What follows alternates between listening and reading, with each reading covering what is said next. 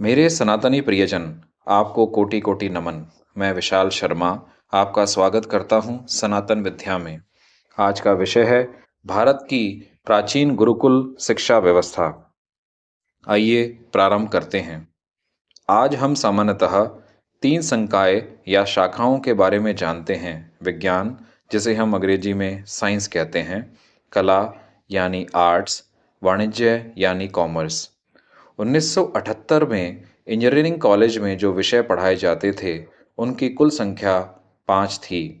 Civil engineering, mechanical engineering, electrical engineering, chemical engineering और electronic engineering. 1857 से पहले हमारे भारत में 50 से 72 अलग अलग विद्याओं का अध्ययन गुरुकुल में कराया जाता था। गुरुकुल शिक्षा व्यवस्था को अंग्रेजों के द्वारा खंडित और ख़त्म कर दिया गया, या कह लें चुरा लिया गया। इस लूट का हमें बिल्कुल भी अंदाज़ा नहीं है। ब्रिटेन में पहला स्कूल 1811 में खुला। उस समय भारत में 7,32,000 गुरुकुल थे, यानी हर गांव में एक गुरुकुल था। हमारे गुरुओं को मारा गया, पीटा गया, चोर मक्कार स्थापित किया गया, उनकी वेशभूषा को कलंकित कर दिया गया। मैकॉले की शिक्षा नीति कानूनी तौर पर लागू कर दी गई। अंदाज़ा लगा सकते हैं कि हमारे कितने गुरुकुल और हमें निरक्षर, पिछड़ा हुआ, गरीब, अनपढ़ घोषित कर दिया गया। सर्वप्रथम आइए जाने के कौन कौन से विषय हमारे गुरुकुल में पढ़ाए जाते थे। अग्नि विद्या, जिसे अंग्रेजी में मेटलर्जी कहा जाता है, वायु विद्या यानी विंड, जल विद्या यानी वाटर, अंतरिक्ष विद्या यानी स्पेस साइंस, पृथ्वी विद्या यानी अर्थ साइंस एंड एनवायरनमेंट, सूर्य विद्या यानी सोलर स्टडी, चंद्र और लोक विद्या यानी ल्यूनार स्टडी, मेध विद्या यानी वेदर फोरकास्ट, धातु ऊर्जा विद्या बैटरी एनर्जी, दिन और रात विद्या, सृष्टि विद्या यानी स्पेस रिसर्च, खगोल विद्या यानी एस्ट्रोनॉमी, भूगोल विद्या यानी जियोग्राफी, काल विद्या यानी टाइम स्टडी, भूगर्भ विद्या यानी जियोलॉजी एंड माइनिंग, रत्न, माणिक एवं धातु विद्या यानी जेम्स एंड मेटल्स, आकर्षण विद्या यानी ग्रेविटी, प्रकाश विद्या यानी एनर्जी, संचार विद्या यानी कम्युनिकेशन, विमान विद्या यानी प्लेन्स,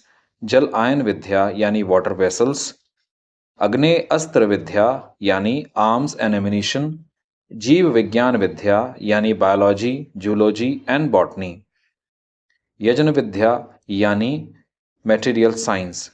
आइए जानते हैं कौन कौन से तकनीकी विषय हमको पढ़ाए जाते थे।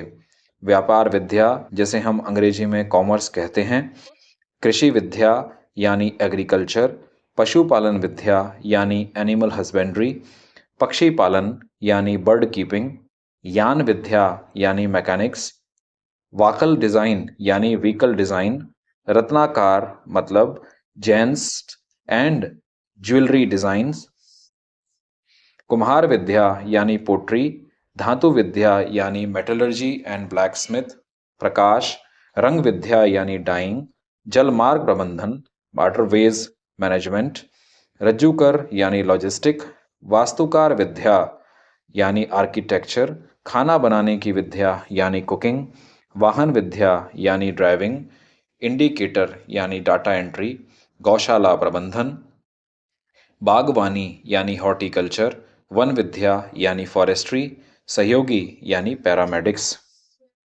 यह सब विषय हमें गुरुकुल में पढ़ाए जाते थे। अंग्रेजी शासन के रहते हुए सब विलुप्त कर दिया गया। ज्ञान का भंडार भारत से चुरा लिया गया, जिसका कि हमें अंदाज़ा तक नहीं है, और हमें सिर्फ धन की लूट का बताया गया। भारतीयों के लिए ज्ञान ही धन समान है। यह सब ब्रिटेन से आए मैकॉले की करतूत है। आज भारत के युवाओं के आगे जो अंधकार है वह सब इनकी देन है। आइए जानें यह गुरुकुल शिक्षा परंपरा भारत में कैसे खत्म हुई।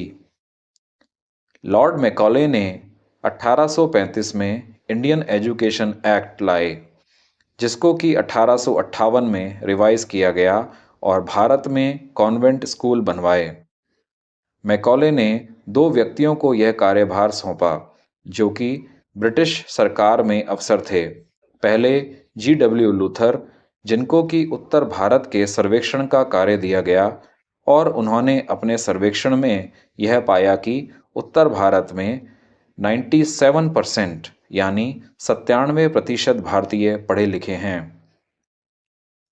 दूसरे व्यक्ति थे मनोर, जिन्होंने दक्षिण भारत का दौरा किया और अपने सर्वेक्षण में पाया कि दक्षिण भारत में 100% लिटरेसी थी, यानी 100% साक्षरता थी। इस सर्वेक्षण के बाद में मैकॉले ने यह घोषणा की कि भारत को कई सदी तक गुलाम तभी बनाया जा सकता है जब इसकी गुरुकुल शिक्षा परंपरा को पूर्णतः नष्ट कर दिया जाए और इसके बदले में इंग्लिश एजुकेशन सिस्टम भारत में लागू किया जाए। इंग्लिश एजुकेशन सिस्टम का तात्पर्य भारतीय शारीरिक रूप से भारतीय रहेंगे मगर मानसिक रूप से अंग्रेज हो जाएंगे। जब वह कॉन्वेंट स्कूल और यूनिवर्सिटी से बाहर निकलेंगे तब वह अंग्रेजों के हित का ही काम करेंगे। मैकॉले ने कहावत कही कि जैसे खेत के अंदर नई फसल से पहले पूरे खेत को जोता जाता है, उसी तरीके से भारत की शिक्षा व्यवस्था को भी पूरी तरीके से ख़त्म करके अंग्रेजी शिक्षा व्यवस्था लागू करनी पड़ेगी। तब उन्होंने गुरुकुल शिक्षा परंपरा से पढ़ने को पूर्णतः गैर कानूनी घोषित कर दिया। फिर संस्कृत को गैर कानूनी घोषित कर दिया और सभी स्कूलों को आग लगाई और गुरुओं को जेल में डाल दिया। भारत में 1850 में 7,32,000 गुरुकुल थे और 7,50,000 गांव थे। इस बात से यह प्रमाणित होता है कि हर गांव पर एक स्कूल था। यह स्कूल उच्च शिक्षा भी प्रदान करते थे। इन स्कूल में 18 विषय पढ़ाए जाते थे और यह जन सहयोग से चलते थे। राजा की इसमें कोई भागीदारी नहीं होती थी। शिक्षा निशुल्क दी जाती थी गुरुकुल में। गुरुकुल शिक्षा व्यवस्था को खत्म करके अंग्रेजी शिक्षा व्यवस्था कानूनी तौर पर लागू की गई और पहला कॉन्वेंट स्कूल कोलकाता में खोला गया, जिसका के नाम फ्री स्कूल रखा गया। मैकॉले इस कानून के कारण से Kolkata university, Mumbai university, Madras university बनाई गई। यह गुलामी के प्रतीक आज भी भारत में उपस्थित हैं।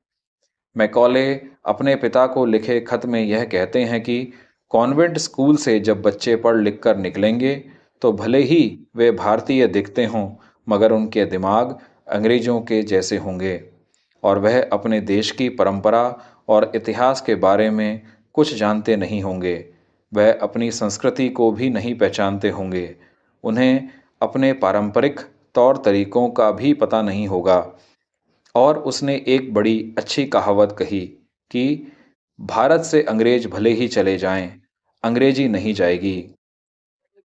मैकॉले के पत्र में लिखे गए सभी तथ्य आज भी हमको अपने चारों ओर देखने को मिल जाएंगे। शायद हम भी उसके भुगत भोगी रहे हैं। हम लोगों को कमतर साबित किया गया है। हमें अपनी भाषा के प्रति शर्मसार होना पड़ा और अपने गुरु और परंपराओं को भूलना पड़ा। समाज जब अपनी मातृभाषा से कट जाता है तो वह समाप्त हो जाता है। ऐसा ही आज हो रहा है। हम यूरोप, अमेरिका और पाश्चात्य संस्कृति और वहाँ के कल्चर को समझते हैं मगर भारत को इंडिया कहते हैं। यह सब पता है कि ब्रिटेन के दोनों सदनों में लिखित में पेश किए गए थे। आप सबने अपना बहुमूल्य समय दिया, उसके लिए आपका बहुत बहुत साधुवाद। हर हर महादेव।